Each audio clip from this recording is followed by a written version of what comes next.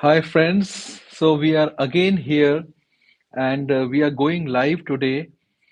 And in this live session today, we are going to discuss very important point because many patients actually do not know what is going to happen after the hair transplant.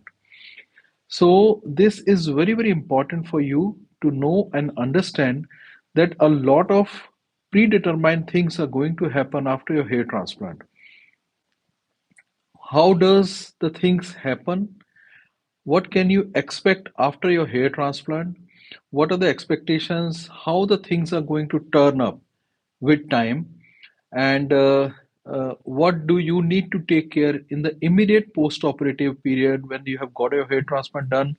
And what you can expect after some time, after sort of duration. So let us begin one by one. Uh, what kind of uh, things you can expect as a patient after the transplant. So, first thing is like you have got your hair transplant done today. So, if that is a thing which has happened, like if you have undergone a hair transplant today, what on the day of the procedure, when you go back to your own home, you have to be very careful that your head should not hit anywhere, especially because the area is numb, the top part, because of the local anesthesia being given by your hair transplant surgeon, that area is numb. So, when you are going into your car or anywhere, you don't feel that your head has hit somewhere. And in fact, it happened once that one of my friend had come from US and I had done a hair transplant for him. And meanwhile, when I myself went to drive him back to his hotel, which was very near to our clinic, I could see that when he got down, I could see that there was something trickling down, and he was a long, tall fellow, 6 feet 2 or 3 inches. And when we removed the cap, a surgical cap we give generally after the transplant, we could see that the blood was coming out, and he did not feel a thing.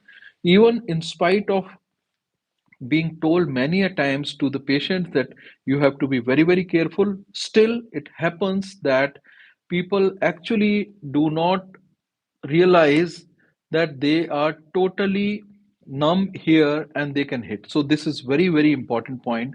Then of course your teeth clinic or your doctor must have explained to you all the instructions, like what antibiotics you have to take and how to take, when to take, what painkillers and all those things.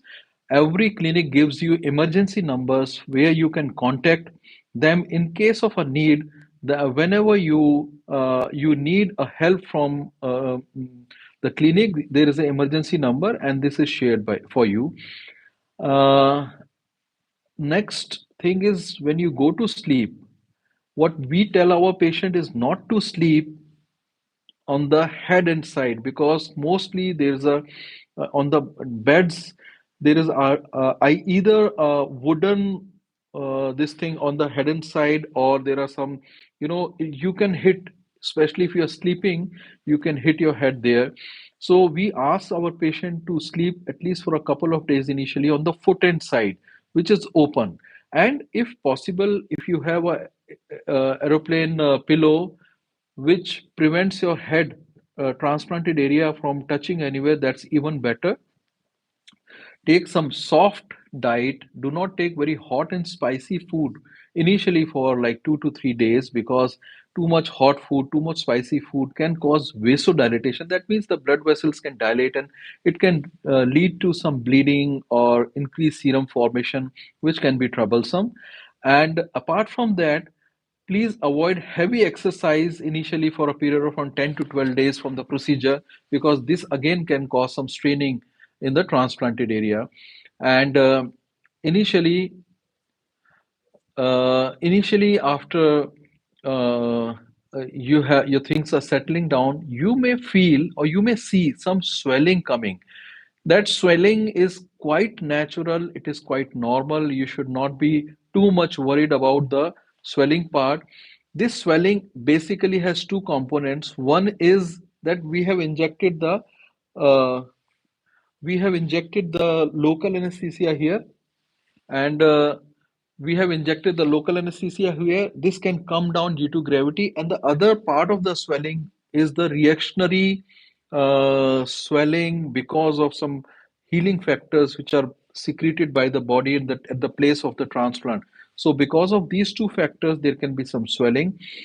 Uh, this swelling starts at the top, and generally it appears after 36 to 48 hours, or sometimes after 3 days. That is like 2 to 3 days. This swelling starts from the top. After a day or so, it comes to the lower part of the forehead. So if you are feeling swelling, one very simple and easy maneuver to prevent this swelling to going to your eyes is just take these two thumbs, apply it firmly here, and just do like this. This is a gentle massage on the lower half of your forehead, and this will make the swelling go to the sides rather than this coming directly here. It will go towards the side. And after a couple of days, this can come to your eyes also, the upper eyelid and the lower eyelid. And then this goes away. So even if you're seeing some swelling, it is quite normal to see this swelling. This is self-limiting, this is painless, it subsides on its own in like 2 to 3 days. So if you have that, please do not be too much worried about it. It's quite natural part of the healing process. Then for a period of 7 to 10 days, uh, you have to be very careful that it should not hit anywhere. As we have discussed, keep on taking your medicines. The first shampoo, it's always preferable to understand how to do it at the clinic if you are going away back to your place after just 1 or 2 days. Otherwise, if you are there locally, you should go to your clinic to do the first shampoo done there itself and learn how to do it initially for a period of 7 days or so. Even the shampooing, which is generally once or twice a day, as the clinic suggests, uh, you just do a very gentle shampooing, and every clinic has its own way of doing this shampooing. You should learn it. You can ask for the a video or something like that from the clinic where you got your transplant done, and how to do your shampooing. Especially if you're going for the first shampoo there, uh, take somebody with you so that they can click a video of how the shampoo is being done at that time, and then keep on doing it at your own place. After 7 days, start applying some more pressure in the area where the transplanted is done. At around 10 to 12 days, uh, you should apply more pressure, and around 10 to 12 days, you should clean it up uh, more vigorously so that things are, the scabs and the crust are totally gone. So I think there is one person who has asked so many times, I'm 17, I'm using minoxidil, how to leave it. So we have a video, you can watch that video. We just, I think couple of some days back, we have posted a video on our channel how to stop minoxidil. And please do it after consulting the doctor who has prescribed to you. Here in this video, we are discussing some important points about hair transplant and what to expect after hair transplant. So I think that you need to watch other videos here. This is not the appropriate place for this. And after 10 to 12 days, the shedding phase generally starts. The transplanted hairs will start falling off initially after 7 to 10 days or 12 days. Then after that, uh, the shedding phase will continue till around 2 to 3 months.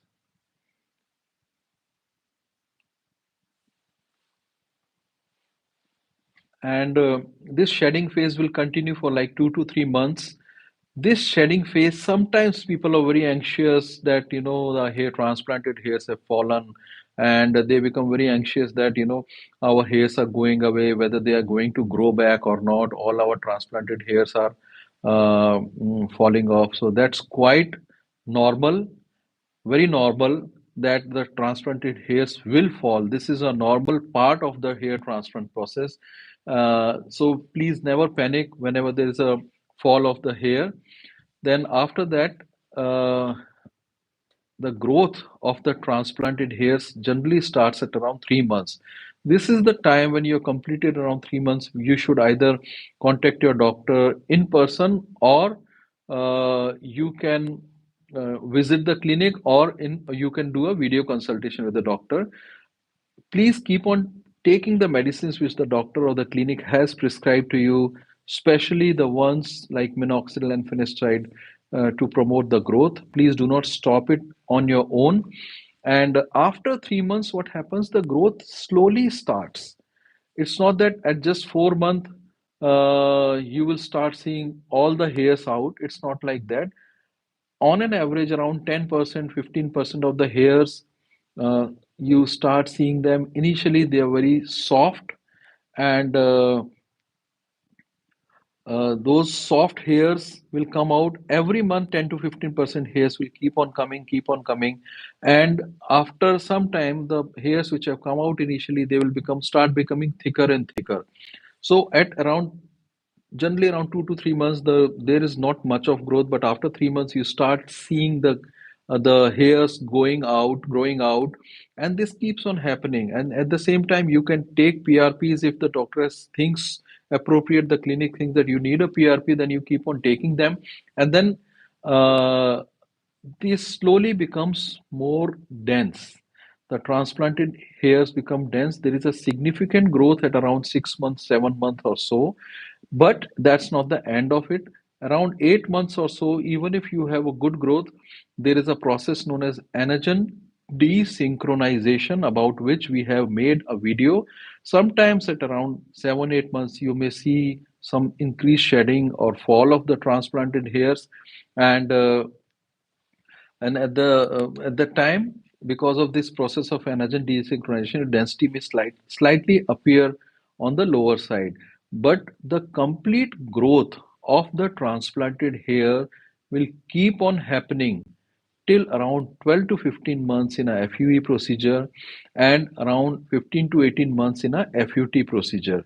So even if initially you are not seeing good growth, there is a good chance that this transplanted hairs will keep on coming out till a very, very long time. Yeah, I can see the question, Mr. Hirsch. I am taking my time. I am answering some question. Please be patient. I will answer that question. Is it permanent or not? So we will take the question, but let me just describe about what all you can expect after the hair transplant. So apart from this, please keep on taking the medicines which have been prescribed. This is very, very important. Please do not stop them on your own. If you need a PRP or other therapies, please be in touch with your clinic. So this is a normal process by which the hairs they come out. If you have any questions about what you can expect after a hair transplant, this is the right time to ask, because then we will take the questions which have been mentioned here. So I'm taking the first question. Hello, I am 18. I got a receding hairline stage 2. So in general, this is not the right time for planning your hair transplant. This is the time when you should be on the medical treatment. Generally, many clinics avoid more hair transplant before 21, and even if you are around 25, 23, 24, 25, and you are fastly progressing, you should switch over to a medical treatment rather than jumping to a hair transplant directly.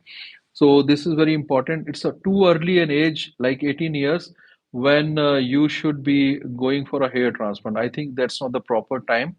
Then after that, somebody is asking, मुझे hair transplant करवाना है, कहाँ करवाऊँ? So, Mr. Javed, this is a very individual decision where you want to get your hair transplant done. But what I would recommend is choose a good doctor. Do not go by the name or anything else.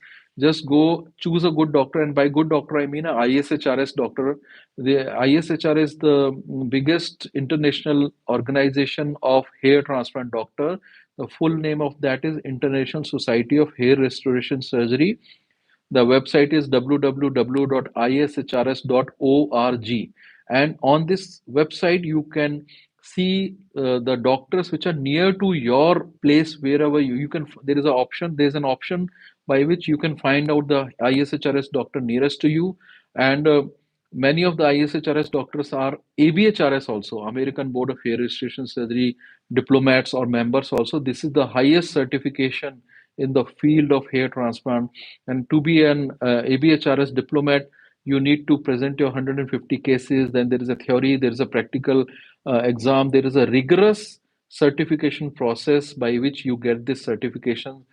And on those websites also, like www.abhrs.org, again there is an option to find the doctor who is nearest to you. Never go to the first doctor, at least try to consult with two or three doctors, and then whichever you feel has understood your problem, then you should plan out the surgery with the doctor. Uh, there are a lot of hair transplant clinics where the doctors are not there or nobody is actually performing. Just there are no credentialed or qualified doctors performing the surgeries. They are calling some technicians from outside on that day, and then they do the procedure and they just go off. In that case, there may be a proper. It may be difficult for you to get a proper follow up. Whatever, we get a lot of patients who got a transplant done from anywhere, and I mean the doctor has not prescribed them anything at all, and they don't know what to do after a hair transplant. So choosing a doctor in itself is a very very vast topic, and we have made a few videos on our YouTube channel on how to choose a hair transplant doctor. So you can watch those videos. And then somebody is asking, I'm 17 using minoxidil, how to leave it? We have a video, we already discussed this. Then, yeah, then the other questions here, more 5 versus regain. So we do not give our recommendations on YouTube channel for the brand names. This is not what we do here. You have to ask the doctor who has prescribed it to you. Do not take the medicines just by watching a video or getting an information on the internet. It is always good that you consult a doctor, because it's not just minoxidil which is going to take care of all your problems. Sometimes you need finasteride also, minoxidil and finasteride, whatever is appropriate for you, that should be decided by the doctor, and it should not be taken just by watching a few videos. All these videos which we are making here, they are just for the informational purposes. I mean, you do not start taking any medicine just on the basis of any videos anywhere. Please do consult a doctor, because some medicine can have side effects also. So unless you know a doctor, you can sometimes miss out on these problems. I mean, you cannot take a proper consultation with this if there is a side effect. So it's advised not to take these treatments just on the basis of videos. Then somebody is asking, does junk food, eating sugar and junk food cause receding hair? So we have a video about this. What causes hair loss? What kind of things can cause hair loss? Please watch it. Mr. Gopal Maurya is asking, sir, ये अभी TIG care market में आया है, कैसा है? I don't know. We don't have any knowledge about it because there are a lot of brands or things coming out every day.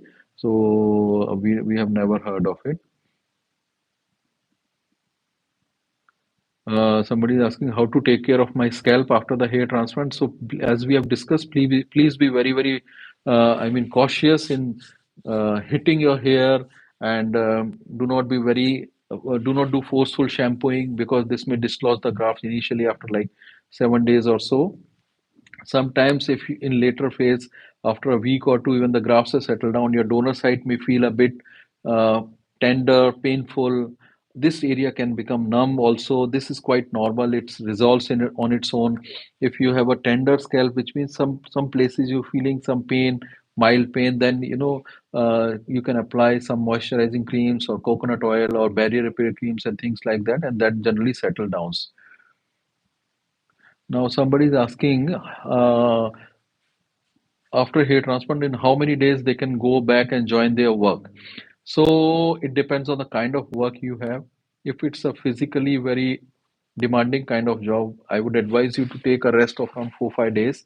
If it's something which, like many IT guys, they come to us and they are working from their home, they can definitely start working after a couple of 1 or 2 days itself.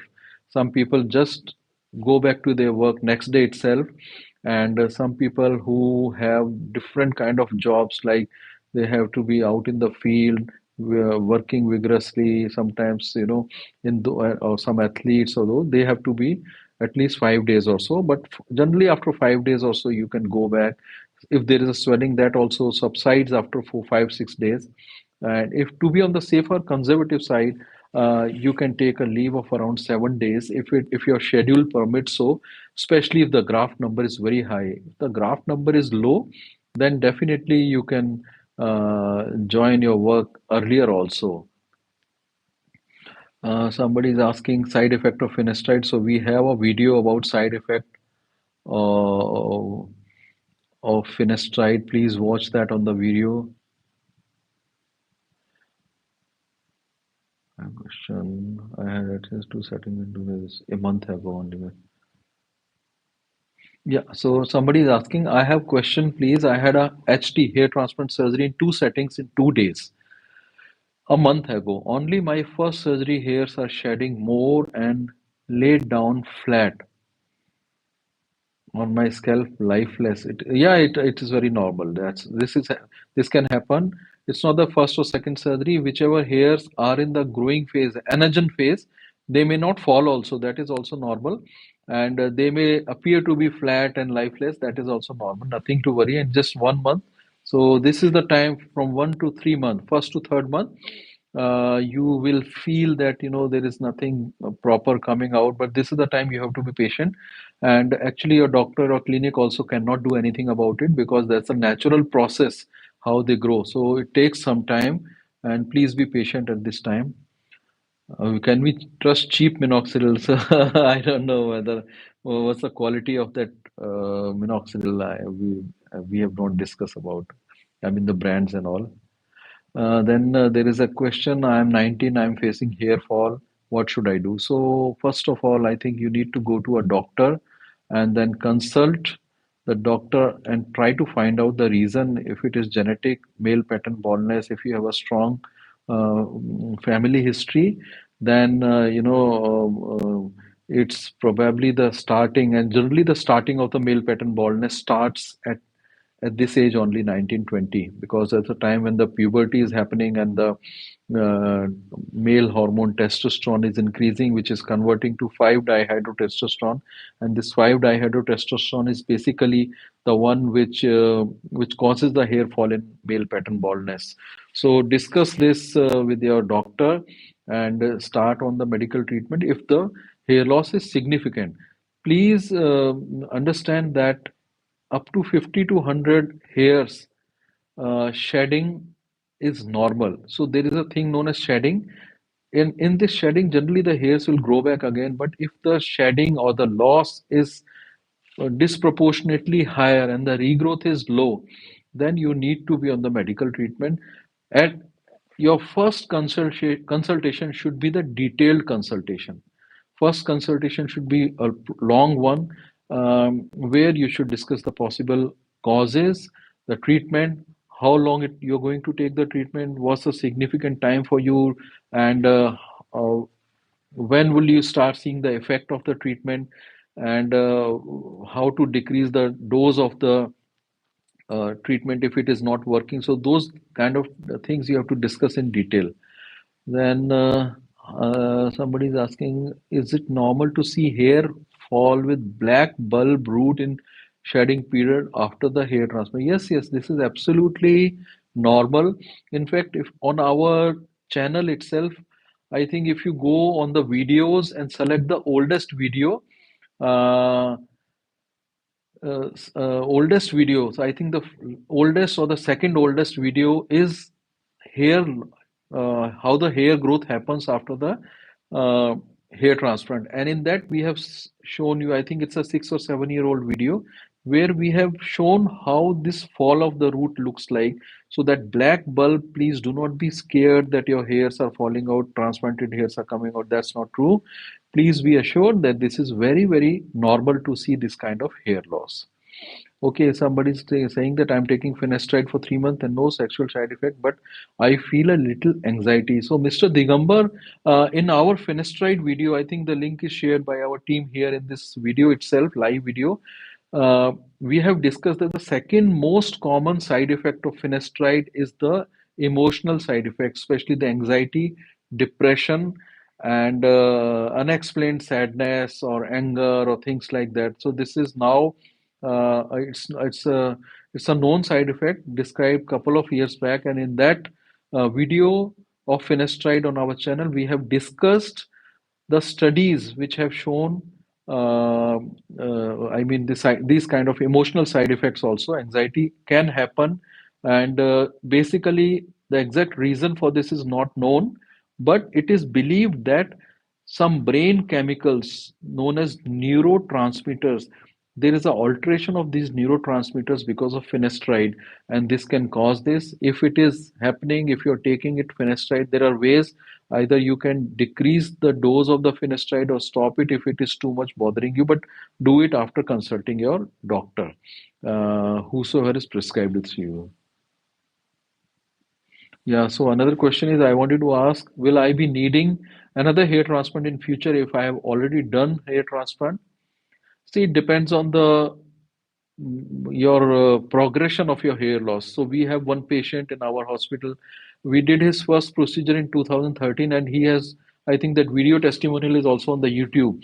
And at the time, he was, I think, grade two. Then we did a front hairline transplant in 2013. Then I think after 5 years, he had some progression of the hair loss. Then we did another transplant in 2018, and last sitting we did 2024 when he lost the hairs in the backside. So he started from grade two, then three, four, five, and almost six now. But he is maintaining this thing. I mean, with the first hair transplant, he managed to get a good hairline. These he used to, I mean, keep them long, comb them backwards, then fixed up his mid scalp, and now we have done the area just in the back side of the mid scalp and the upper part of the crown also. So it depends on and how if you can go for a transplant or not. That depends on your trichoscopy, how much is the donor site which is available, total number of grafts, and a lot of factors have to be taken under consideration. Then another question is, I'm 22, I am having receding hairline, any solution? So obviously there are a lot of solutions, and at this age you have to try medical treatment because not other options are. It's too early to actually plan a hair transplant, although this is the age when you are very conscious about it, anxious about your ongoing hair loss. But this is the time when you should not get a hair transplant, because if you get a hair transplant done for any front part and your hair loss progresses rapidly and your donor site becomes limited, we do not know where your hair loss is going to stop.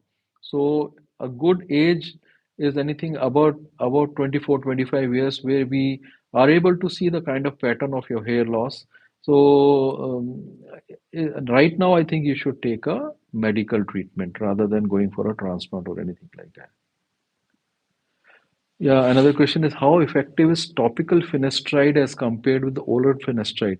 So oral finasteride is definitely more potent and effective than the topical one. But one study has shown that if you're continuously using a topical finasteride for 6 months, it becomes almost the same levels as oral finasteride. Although there is another study which disapproved this also. But if you're too worried, anxious that finasteride can cause some side effects, or if you have felt those side effects, then you can definitely switch from oral to topical finasteride. But it is generally presumed that the oral finasteride is much more effective than the topical finasteride. But the chances of side effect are also higher with the oral one than with the topical finasteride. I think, yeah. Another question is it okay to shampoo 2 weeks after hair transplant every day if I have oily scalp, because I can see plenty of hair falling while doing shampooing or wasting too. So I think there are different opinions. Some doctors, they say that you can wash daily, but personally I feel that daily shampooing is too much. These shampoos are ultimately they are chemicals. Uh, so I don't think you should do it daily. Alternate day if it's too oily, or one day shampoo, one day water wash. Please do not use this shampooing daily. Okay. Then Sir, any foods or yeah, we have a lot of videos on our channel uh, for the foods, home care tips, foods, habits uh, for your hair loss. Okay, after the hair transplant, yes, please avoid very hot, spicy food for 2 to 3 days, and then take healthy food. Cut out on the junk food as much as you can after the transplant, and try to take healthy food, high protein diet, and lot of liquids after the transplant, because protein diet and a lot of liquids they help in the growth of the transplanted hairs. I think we'll finish it up here. It's like 30 minutes or so, but let's hope to catch up soon with again with all of you. Thank you very much.